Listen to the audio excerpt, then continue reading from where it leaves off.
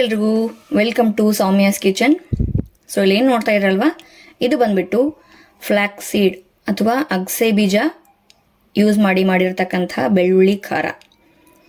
So ಇದು ತುಂಬಾ ಆರೋಗ್ಯಕ್ಕೆ ಒಳ್ಳೆಯದು. ಇದು ಹೇಗೆ ಮಾಡೋದು, ಇದಕ್ಕೆ ಯಾವೆಲ್ಲ ಪದಾರ್ಥಗಳು ಬೇಕು ಅನ್ನೋದನ್ನು ನೋಡೋಣ ಬನ್ನಿ. ಅಗಸೆ ಬೀಜದ ಬೆಳ್ಳುಳ್ಳಿ ಖಾರಕ್ಕೆ ಬೇಕಾಗಿರೋ ಪದಾರ್ಥಗಳು, ಫಸ್ಟಾಗಿ ನಮಗೆ ಇಲ್ಲಿ ಅಗಸೆ ಬೀಜ ಫ್ಲ್ಯಾಕ್ ಸೀಡ್ ಅಂತ ಹೇಳ್ತೀವಲ್ವ, ಅದು ಬೇಕು. ಹಾಗೆ ಇದರಲ್ಲಿ ನಾನು ಎಳ್ಳು ಉಪಯೋಗಿಸ್ತಾ ಇದ್ದೀನಿ, ಬಿಳಿ ಎಳ್ಳು. ಇದ್ರ ಮೆಜರ್ಮೆಂಟ್ ನಾನು ಹೇಳ್ತೀನಿ ಇಷ್ಟು ಹಾಕ್ಬೇಕಂತ ಹೇಳಿ.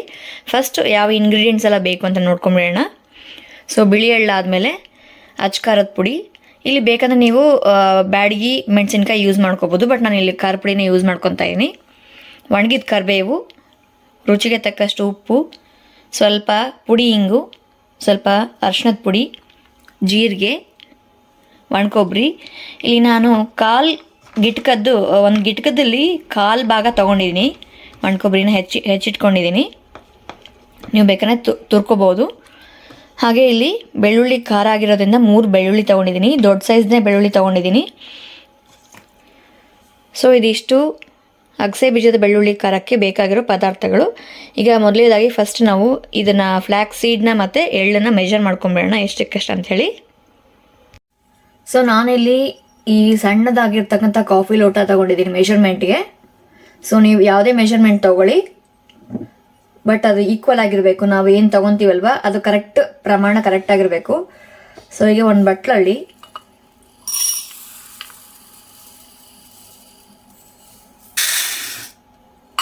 ಒಂದು 2 ಇದರಲ್ಲಿ 2 ಲೋಟ ಅಗಸೆ ಬೀಜ ತಗೊಂಡಿದ್ದೀನಿ. ಹಾಗೆ ಈಗ ಬಿಳಿ ಎಳ್ಳು, ಸೊ ಅದೇ ಲೋಟದಲ್ಲಿ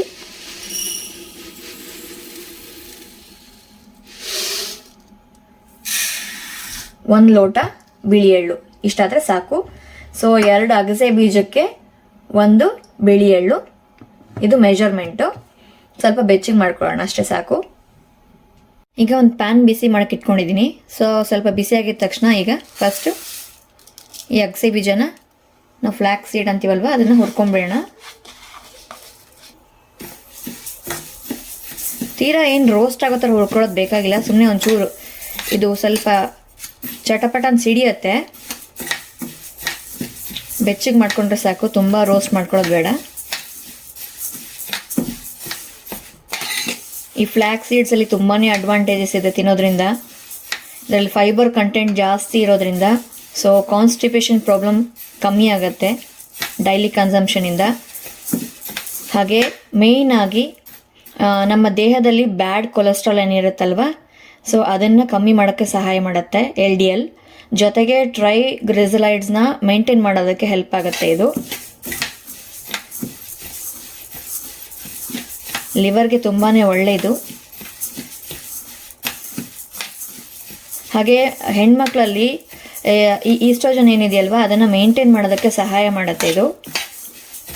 ಹಾಗೆ ಮೆನೋಪಾಸ್ ಟೈಮ್, ಹೆಣ್ಮಕ್ಳಿಗೆ ಮೆನೋಪಾಸ್ ಟೈಮಲ್ಲಿ ಯಾವುದೆಲ್ಲ ಸಿಂಪ್ಟಮ್ಸ್ ಎಲ್ಲ ಇರುತ್ತಲ್ವ, ಸೊ ಅದನ್ನು ಆದಷ್ಟು ಕಮ್ಮಿ ಮಾಡುತ್ತೆ. ಜೊತೆಗೆ ಮೆನೋಪಾಸ್ ಆಗೋದು ಸುಸೂತ್ರವಾಗಿ ಆಗುತ್ತೆ, ಅಂದರೆ ತುಂಬ ಪೇಯ್ನ್ ಇಲ್ದೇರ, ಮೂಡ್ ಸ್ವಿಂಗ್ಸ್ ಜಾಸ್ತಿ ಇಲ್ದೇರ ಅದನ್ನು ಮೇಂಟೈನ್ ಮಾಡೋದಕ್ಕೆ ಈ ಫ್ಲ್ಯಾಕ್ ಸೀಡ್ ತುಂಬಾ ಸಹಾಯ ಮಾಡುತ್ತೆ. ಜೊತೆಗೆ ವೆಯ್ಟ್ ಲಾಸಲ್ಲಿ ಕೂಡ ಇದು ತೀರಾ ಜಾಸ್ತಿ ಅಲ್ಲಿದ್ರೂ ಅಟ್ಲೀಸ್ಟ್ ಸ್ವಲ್ಪ, ನಾವು ಈಗಿನ ಇನ್ಸ್ಟಾಗ್ರಾಮ್ ರೀಲ್ಸ್ ಆಗಿರ್ಬೋದು, ಯೂಟ್ಯೂಬ್ ರೀಲ್ಸ್ ಎಲ್ಲ ನೋಡಿದ್ದೀವಿ.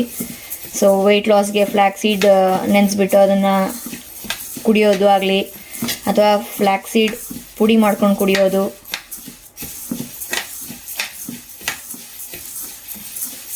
ಹಂಡ್ರೆಡ್ 100% ಅಲ್ದೇರ ಅಟ್ಲೀಸ್ಟ್ ಒಂದು ಸ್ವಲ್ಪ ಅದಾದರೂ ಸ್ವಲ್ಪ ಸಹಾಯ ಮಾಡುತ್ತೆ ವೆಯ್ಟ್ ಲಾಸ್ಗೆ. ಇದು ಮೇಯ್ನಾಗಿ ಡೈಜೆಷನ್ಗೆ ತುಂಬ ಒಳ್ಳೆಯದು ಇದು ಫ್ಲ್ಯಾಕ್ ಸೀಡ್. ನೋಡಿ ಈಗ ಬೆಚ್ಚಗಾಗಿದೆ, ಒಂಚೂರು ಬೆಚ್ಚಗಾಗಿದೆ, ಸಾಕು. ಈಗ ಇದು ತಗೊಂಬಿಡೋಣ. ಈಗ ನೆಕ್ಸ್ಟು ಬಿಳಿ ಎಳ್ಳು ಕೂಡ ಸ್ವಲ್ಪ ಬೆಚ್ಚಗೆ ಮಾಡ್ಕೊಳ್ಳೋಣ. ಇದು ನಾನು ತೊಗೊಂಡಿರೋದು ಆಲ್ರೆಡಿ ರೋಸ್ಟೆಡೇ ತೊಗೊಂಡಿದ್ದೀನಿ, ಅಂದರೆ ಒಂದು ಸತಿ ಆಗಲೇ ಹುರಿದಿಟ್ಟಿದ್ದೆ. ಸೊ ಬಿಳಿ ಎಳ್ಳು ತುಂಬ ದಿನ ನಮಗೆ ಬರಬೇಕು ಅಂತಂದರೆ, ಈಗ KG ಗಟ್ಟಲೆ ಪ್ಯಾಕೆಟ್ ತೊಗೊಂಡಿರ್ತೀವಲ್ವ, ಸೊ ನಾರ್ಮಲಾಗಿ ಹಾಗೆ ಇಟ್ಬಿಟ್ರೆ ಸ್ವಲ್ಪ ಒಂಥರ ವಾಸನೆ ಬರೋ ಚಾನ್ಸಸ್ ಇರುತ್ತೆ. ಸೊ ಹಾಗಾಗಿ ಹುರಿದು ಸ್ಟೋರ್ ಮಾಡಿದರೆ ಇನ್ನೂ ತುಂಬ ದಿನ ಬರುತ್ತೆ. ಸೊ ನಾನು ಆಲ್ರೆಡಿ ಹುರಿದು ಸ್ಟೋರ್ ಮಾಡಿ ಇಟ್ಕೊಂಡಿದ್ದೆ. ಈಗ ಜಸ್ಟ್ ಒಂದು ಅರ್ಧ ನಿಮಿಷದಿಂದ 1 ನಿಮಿಷ ಬೆಚ್ಚಗೆ ಮಾಡ್ಕೊತೀನಿ. ಸೊ ಈ ಬಿಳಿ ಎಳ್ಳು ಕೂಡ ತುಂಬಾ ಒಳ್ಳೆಯದು ಹೆಣ್ಮಕ್ಳಿಗೆ ಎಸ್ಪೆಷಲಿ. ಇದರಲ್ಲಿ ಫೈಬರ್ ಕಂಟೆಂಟ್ ಇರುತ್ತೆ, ಹಾಗೆ ನ್ಯಾಚುರಲ್ ನಮಗೆ ಗುಡ್ ಫ್ಯಾಟ್ ಇರುತ್ತೆ ಇದರಲ್ಲಿ.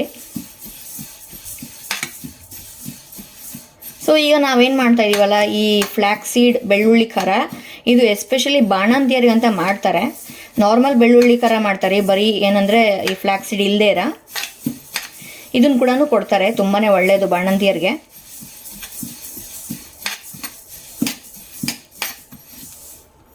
ನೋಡಿ ಇದು ಸಾಕು, ಈಗಾಗಿದೆ. ಕೈಗೆ ಒಂಚೂರು ಬಿಸಿ ತಾಗ್ತಾ ಇದೆ, ಸಾಕು. ಇದನ್ನು ತಗೊಂಡ್ಬಿಡೋಣ. ಈಗ ನೆಕ್ಸ್ಟ್ ಒಣ ಕೊಬ್ಬರಿನ ಒಂದು ಸ್ವಲ್ಪ ಬಿಸಿ ಮಾಡ್ಕೊಳ್ಳೋಣ. ಇದೊಂಚೂರು ಬಿಸಿ ಆಗಬೇಕು, ಅಂದರೆ ಒಂಚೂರು ಕಲರ್ ಚೇಂಜ್ ಆಗಬೇಕು.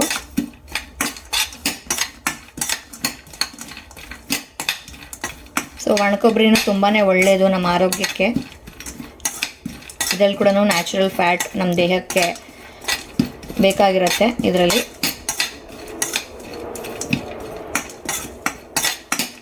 ಹಾಗೆ ಬಾಣಂತಿಯರಿಗೆ ಕೊಡ್ತೀವಲ್ವ, ಹಾಗಾಗಿ ಒಣ ಕೊಬ್ಬರಿನ ಯೂಸ್ ಮಾಡ್ತೀವಿ, ಹಸಿಕಾಯಿ ಯೂಸ್ ಮಾಡಬಾರ್ದು. ಈಗ ಇದಾಗಿದೆ, ಹೊಗೆ ಬರ್ತಾ ಇದೆ. ಸೊ ಇದನ್ನು ತಗೊಂಬೇಡ. ಈಗ ನಾನು ಸ್ಟವ್ ಆಫ್ ಮಾಡ್ಕೊಂಡ್ಬಿಟ್ಟಿದ್ದೀನಿ. ಸೊ ಸ್ಟವ್ ಆಫ್ ಮಾಡ್ಕೊಂಡ್ರೂ ಹೊಗೆ ಬರ್ತಾ ಇದೆ, ಕಾದಿದೆ ಚೆನ್ನಾಗಿ. ಇಲ್ಲಿ ಈಗ ಒಂದು 2 ಚಮಚದಷ್ಟು ಜೀರಿಗೆ ಹಾಕ್ತಾ ಇದ್ದೀನಿ. ಸೊ ಬಾಣಲಿ ಆಲ್ರೆಡಿ ತುಂಬಾ ಬಿಸಿ ಆಗಿದೆ. ಹಾಗೆ ಇದ್ರ ಜೊತೆಗೇನೆ ಒಂದಿಷ್ಟು ಕರಿಬೇವು ಎಷ್ಟು ಹಾಕ್ತೀವೋ ಅಷ್ಟು ಒಳ್ಳೆಯದು.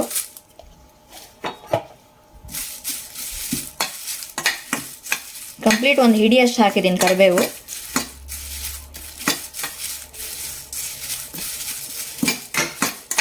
ಸೊ ಮನೇಲಿ ಮಕ್ಕಳು ಕರಿಬೇವಿನ ಅಡುಗೆಯಲ್ಲೆಲ್ಲ ಎತ್ತಿ ಸೈಡ್ಗೆ ಇಡ್ತಾರಲ್ವ, ಈ ಥರ ಪುಡಿಗಳು ಮಾಡಿಕೊಟ್ರೆ ಕರಿಬೇವು ಈಸಿಯಾಗಿ ತಿಂತಾರೆ. ಗೊತ್ತಾಗೋದಿಲ್ಲ ಕರಿಬೇವು ಹಾಕಿರೋದು. ಗೊತ್ತಿದ್ರು ಕೂಡ ಏನು ಮಾಡೋಕ್ಕಾಗಲ್ಲ, ಯಾಕಂದರೆ ತೆಗಿಯೋಕ್ಕಾಗಲ್ಲ, ಪುಡಿ ಆಗಿರುತ್ತೆ ಆಲ್ರೆಡಿ.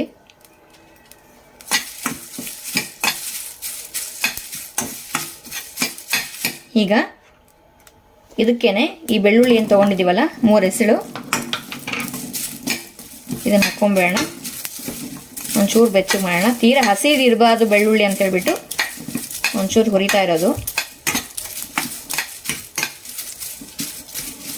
ಇಲ್ಲಿ ಬೆಳ್ಳುಳ್ಳಿ ನಿಮಗೆ ಆಪ್ಷನಲ್ಲು. ಆ್ಯಕ್ಚುಲಿ ಹೆಸರು ಬೆಳ್ಳುಳ್ಳಿ ಖಾರ ಆಗಿರೋದ್ರಿಂದ ಬೆಳ್ಳುಳ್ಳಿ ಬೇಕೇ ಬೇಕು. ನಿಮ್ಗೆ ಬೆಳ್ಳುಳ್ಳಿ ತಿನ್ನಲ್ಲ ಬೇಡ ಅಂತಂದರೆ ಇದನ್ನು ಸ್ಕಿಪ್ ಮಾಡಿ ನಾರ್ಮಲ್ ಆಗಿ ಚಟ್ನಿ ಪುಡಿ ಥರ ಯೂಸ್ ಮಾಡ್ಕೋಬೋದು.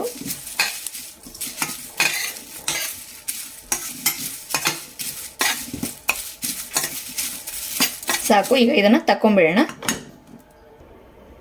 ನೋಡಿ ಈಗ ಹುರ್ಕೊಂಡಿರೋದೆಲ್ಲ ಒಂದು ಪ್ಲೇಟಿಗೆ ಹಾಕ್ಕೊಂಡಿದ್ದೀನಿ. ಸೊ ಇವಾಗ ಜಸ್ಟ್ ಜೀರಿಗೆ ಮತ್ತು ಕರಿಬೇವು ತಗೊಂಡಿದ್ದೀವಲ್ವ, ಅದಕ್ಕೇನೆ ಅದ್ರ ಮೇಲೇ ಬಿಸಿ ಇರುತ್ತಲ್ವ, ಅದ್ರ ಮೇಲೇ ಒಂದು ಅರ್ಧ ಚಮಚದಷ್ಟು ಅರಿಶಿನ ಪುಡಿ ಹಾಕ್ತಾಯಿದ್ದೀನಿ. ಜೊತೆಗೆ ಇಂಗು ಡೈಜೆಷನ್ಗೆ ತುಂಬಾ ಒಳ್ಳೆಯದು. ಸೊ ಇಲ್ಲಿ ಒಂದು ಅರ್ಧ ಚಮಚ, ಒಂದು 1/4 ಚಮಚದಷ್ಟು ಹಿಂಗೆ ಹಾಕ್ಕೊಂಡಿದ್ದೀನಿ. ಸೊ ಈಗ ಒಂದು 10 ನಿಮಿಷ ಆರಬೇಕಿದು. ಇದು ಪೂರ ಆರಿದ ಮೇಲೆ ಮಿಕ್ಸಿ ಮಾಡ್ಕೊಳ್ಳೋಣ. ಮಿಕ್ಸಿ ಮಾಡ್ಕೋಬೇಕಾದ್ರೆ ನಾವು ರುಚಿಗೆ ಎಷ್ಟು ಬೇಕೋ ಅಷ್ಟು ಉಪ್ಪು ಹಾಕೊಳ್ಳೋಣ.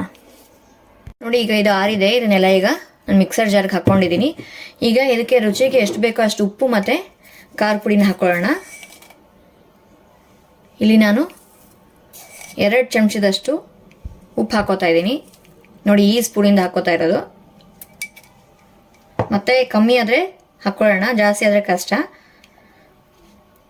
ಬೆಳ್ಳುಳ್ಳಿ ಖಾರ ಆಗಿರೋದ್ರಿಂದ ಖಾರ ಒಂಚೂರು ಮುಂದೆನೇ ಇರಲಿ.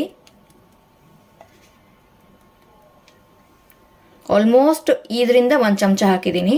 ನೋಡಿ ಈ ಸ್ಪೂನಿಂದ 1 ಚಮಚ. ಮತ್ತು ಪುಡಿ ಆದಮೇಲೆ ನಾವು ಟೇಸ್ಟ್ ನೋಡಿ ಮತ್ತೆ ಬೇಕಂದ್ರೆ ಹಾಕ್ಕೊಳ್ಳೋಣ. ಮತ್ತು ತೀರಾ ಖಾರ ಆದರೆ ಕಷ್ಟ. ಈಗ ಇದನ್ನು ನಾನು ಮಿಕ್ಸಿ ಮಾಡ್ಕೊಂಬರ್ತೀನಿ. ನೋಡಿ ಈಗ ನಾನು ಮಿಕ್ಸಿ ಮಾಡ್ಕೊಂಬಂದಿದ್ದೀನಿ.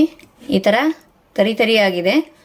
ಈಗ ಇದನ್ನು ಅರ್ಧ ತಗೊಂಡ್ಬಿಟ್ಟು ಅರ್ಧ ಮಿಕ್ಸಿ ಮಾಡ್ಕೊತೀನಿ, ಯಾಕಂದರೆ ಫುಲ್ ಲೋಡ್ ಆಗಿದೆ ಇದು, ಅಂದರೆ ತುಂಬ ಆಗಿದೆ. ಸೊ ತೀರಾ ನೈಸ್ ಆಗಬಾರ್ದು, ಈ ಥರ ತುಂಬ ಜಾಸ್ತಿ ತರಿನೂ ಇರಬಾರ್ದು, ಮಧ್ಯದಲ್ಲಿ ಇರಬೇಕು. ಇನ್ನೊಂದು ರೌಂಡ್ ಮಿಕ್ಸಿ ಮಾಡಿಕೊಂಡ್ರೆ ಕರೆಕ್ಟ್ ಆಗುತ್ತೆ. ಈಗ ನಾನು ಅರ್ಧ ಇದನ್ನ ಒಂದು ಪ್ಲೇಟಿಗೆ ತಕ್ಕೊಂಡು ಅರ್ಧ ಮಿಕ್ಸಿ ಮಾಡ್ಕೊಂಬರ್ತೀನಿ.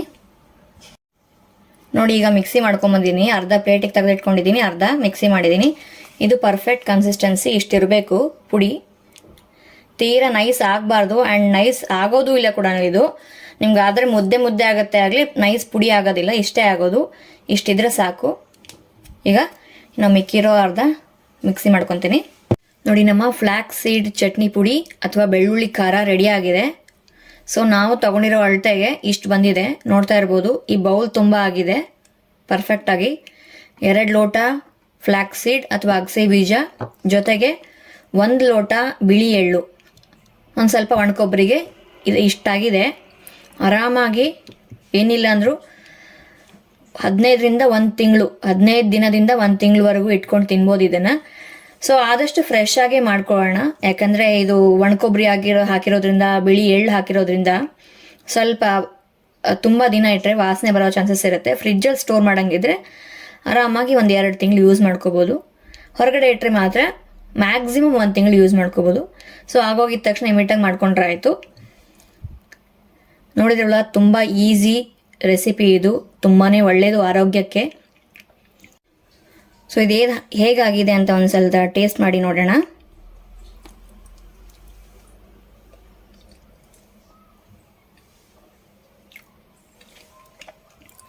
ಉಪ್ಪು ಖಾರ ಎಲ್ಲ ಕರೆಕ್ಟಾಗಿದೆ ಆ್ಯಂಡ್ ಬೆಳ್ಳುಳ್ಳಿ ಘಾಟ್ ಚೆನ್ನಾಗಿ ಬರ್ತಾ ಇದೆ. ಸೊ ಖಾರ ನಾವು 1 ಚಮಚ ಯೂಸ್ ಮಾಡಿರೋದು ಪರ್ಫೆಕ್ಟ್ ಆಗಿದೆ. ಇದು 1-2 ದಿನ ಬಿಟ್ಟರೆ ಏನಾಗುತ್ತೆ ಅಂತಂದರೆ ಖಾರ ಮುರಿಯುತ್ತೆ, ಹಾಗಾಗಿ ಖಾರ ಒಂಚೂರು ಮುಂದೆ ಇರಲಿ ಅಂತ ಹೇಳಿದ್ದು. ಸೊ ಕರೆಕ್ಟಾಗಿದೆ, ಎಲ್ಲ ಕರೆಕ್ಟಾಗಿದೆ, ತುಂಬ ಚೆನ್ನಾಗಿದೆ. ಇಲ್ಲಿ ನಾನು ಬೆಳ್ಳುಳ್ಳಿನ ಹುರಿದು ಹಾಕಿದ್ದೀನಿ. ಯಾಕೆ ಅಂದರೆ ಹಸಿದು ಬೆಳ್ಳುಳ್ಳಿ ಗ್ಯಾಸ್ಟ್ರಿಕ್ ಫಾರ್ಮ್ ಆಗೋ ಚಾನ್ಸಸ್ ಇರುತ್ತೆ, ಹಾಗಾಗಿ ಸ್ವಲ್ಪ ಹುರಿದ್ಬಿಟ್ಟು ಹಾಕಿರೋದು. ಆಗಲೇ ಹೇಳಿದಾಗೆ ಬೆಳ್ಳುಳ್ಳಿ ಆಪ್ಷನಲ್, ಬೇಕಂದರೆ ಹಾಕೋಬೋದು, ಇಲ್ಲ ಅಂತಂದರೆ ಸ್ಕಿಪ್ ಮಾಡಿ ನಾರ್ಮಲ್ ಚಟ್ನಿ ಪುಡಿ ಥರ ಮಾಡ್ಕೊಂಡು ತಿನ್ಬೋದು. ಇದನ್ನು ಬಿಸಿ ಬಿಸಿ ಅನ್ನಕ್ಕೆ ತುಪ್ಪ ಹಾಕ್ಕೊಂಡು ತಿಂದರೆ ತುಂಬ ಚೆನ್ನಾಗಿರುತ್ತೆ. ನಾನಂತರೂ ಲಾಸ್ಟ್ ಟೈಮ್ ಮಾಡಿದಾಗ 2-3 ದಿನ ಅದನ್ನೇ ತಿಂದಿದ್ದೀನಿ. ಸೊ ಇದು ಹೆಲ್ದಿ ಅಂತ ತುಂಬ ಜಾಸ್ತಿನೇ ತಿನ್ನಬಾರ್ದು. ದಿನಕ್ಕೆ 2 ಚಮಚ ಮ್ಯಾಕ್ಸಿಮಮ್ ಅಷ್ಟೇ ನಾವು ಯೂಸ್ ಮಾಡಬೇಕು, ಹೆಲ್ದಿ ಪರ್ಸನ್.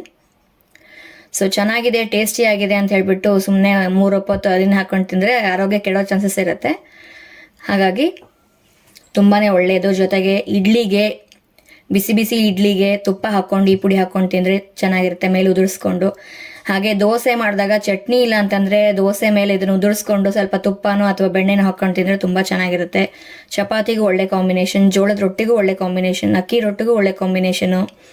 ಸೊ ಎಲ್ಲದಕ್ಕೂ ಯೂಸ್ ಮಾಡ್ಕೋಬೋದು. ಆ್ಯಂಡ್ ಎಸ್ಪೆಷಲಿ ಇದು ಬಾಣಂತಿಯರಿಗೆ ತುಂಬಾ ಒಳ್ಳೆಯದು. ಸೊ ದಿನ 1 ಚಮಚ ಬಾಣಂತಿಯರು ತಮ್ಮ ಊಟದಲ್ಲಿ ಉಪಯೋಗಿಸ್ಕೊಂಡ್ರೆ ತುಂಬಾ ಒಳ್ಳೆಯದು. ಅಂದರೆ ಈ ಸ್ಟಾರ್ಟಿಂಗ್ ಡೆಲಿವರಿ ಆಗಿದ್ದ ಟೈಮಲ್ಲಿ ಬ್ಲೀಡಿಂಗ್ ಏನಾಗುತ್ತೆ ಅಲ್ವಾ, ಅದು ನೀಟಾಗಿ ಸರಾಸರಿ ಆಗುತ್ತೆ. ಸೊ ಆ್ಯಂಡ್ ಬೆಳ್ಳುಳ್ಳಿ ಹಾಕಿರೋದ್ರಿಂದ ಎದೆ ಹಾಲು ಕೂಡ ತುಂಬಾ ಚೆನ್ನಾಗಿ ಬರುತ್ತೆ. ಈ ರೆಸಿಪಿ ಏನಾದರೂ ನಿಮಗೆ ಇಷ್ಟ ಆಗಿರೋ ದಯವಿಟ್ಟು ಲೈಕ್ ಮಾಡಿ, ಶೇರ್ ಮಾಡಿ, ಹಾಗೆ ಸಬ್ಸ್ಕ್ರೈಬ್ ಮಾಡಿ. ಸಬ್ಸ್ಕ್ರೈಬ್ ಆಗಿರೋರು ಬೆಲ್ ಐಕನ್ ಕ್ಲಿಕ್ ಮಾಡಿ, ಸೊ ದಟ್ ನನ್ನ ಹೊಸ ವ್ಲಾಗ್ ನಿಮಗೆ ನೋಟಿಫೈ ಆಗುತ್ತೆ. ಮತ್ತೆ ಮುಂದಿನ ವ್ಲಾಗಲ್ಲಿ ಸಿಗೋಣ. ಅಲ್ಲಿವರೆಗೂ ನಮಸ್ತೆ ಎಲ್ರಿಗೂ. ನಮಸ್ತೆ ಕರ್ನಾಟಕ.